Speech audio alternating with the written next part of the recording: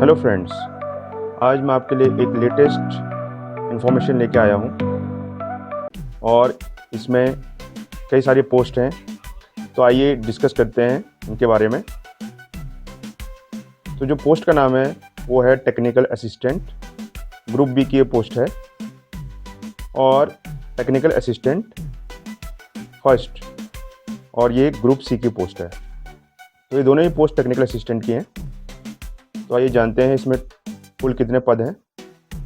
Technical assistant group B, इसमें total post हैं 7, यूआर के लिए 5, एससी 1, ओबीसी एनसीएल 1 और जो इसका पे लेवल है वो है 6 और इसकी जो अप्रॉक्सीमेटली जो सैलरी यहाँ पे बताई गई है टोटल इमोलमेंट्स वो है 63,996 और जहाँ तक एज लिमिट का सवाल है वो है 28 ईयर्स। सेकंड जो पोस्ट है वो है टेक्नीशियन फर्स्ट ग्रुप सी और इसमें टोटल पोस्ट है 7 और इसमें अनरिजर्व्ड है 5, SC 1, EWS 1। 1 post of SC and 1 post of EWS are backlog vacancies. तो भी ध्यान में देना पड़ेगा आपको, तो इसमें बैकलॉग वैकेंसीज भी हैं और इसका जो पे लेवल है वो है 2 और जो सैलरी है इसमें जो बताया गया है वो है 19,900 to 63,200 और टोटल इनवॉल्वमेंट्स इसमें बताया गया है 35,804 और मैक्सिमम एज लिमिट रहने वाली है 28 ईयर्स। आइए जानते हैं इसमें क्या क्या क्वालिफिकेशन मांगी गई है। तो पोस्ट कोड है जो कि पर्टिकुलरली एरिया है science communication and dissemination directorate. 1 post है इसमें और ये अनरिजर्व्ड है, यूआर के लिए है। इसमें टेक्निकल असिस्टेंट की एज है 28 ईयर्स, बीएससी और equivalent with minimum 60% marks and 1 year experience in mass communications oblique science communication oblique journalism oblique advertising from a recognised institute organisation. तो इसमें बीएससी मांगा गया है और 60% मार्क्स, कम से कम 60% मार्क्स होना जरूरी है। BSc or equivalent with minimum 60% marks and 1 year full-time professional qualification, that is PG diploma in mass communication, science communication, journalism, advertising।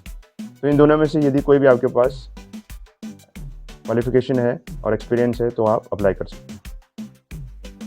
इसी तरीके से जो 1 पोस्ट यूआर के लिए और बताई गई है वो है climate change and data science related. इसमें BSc PCM है और जो जॉब रिक्वायरमेंट है वो भी इसमें बताई गई है। Candidate is expected to perform AI and ML related programming and software activities and life cycle assessment in standard LCA software and any other work assigned by the competent authority. तो इसी तरह से यहाँ पर लाइब्रेरी से related है, knowledge resource centre library के लिए 1 पोस्ट है, IT इंफॉर्मेशन टेक्नोलॉजी के लिए 1 पोस्ट है और इसकी क्वालिफिकेशन भी दी गई है, तो आप देख सकते हैं, इसे डिटेल से पढ़ सकते हैं।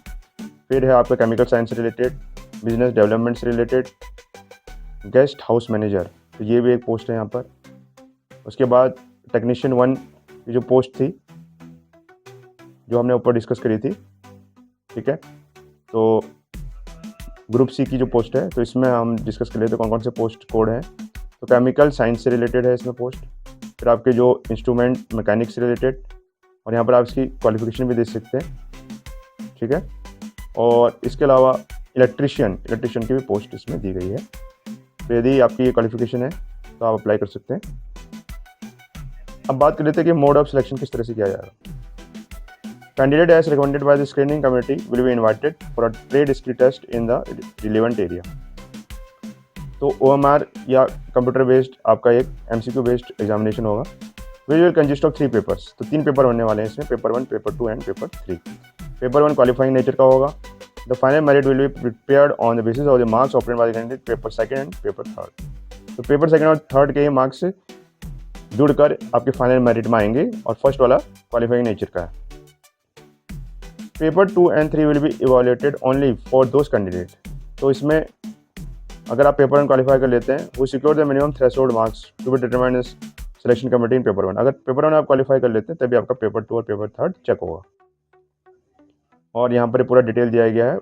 Technical assistant, mode of examination, medium of question, standard of exam, total number of question 200, time allotted 3 hours.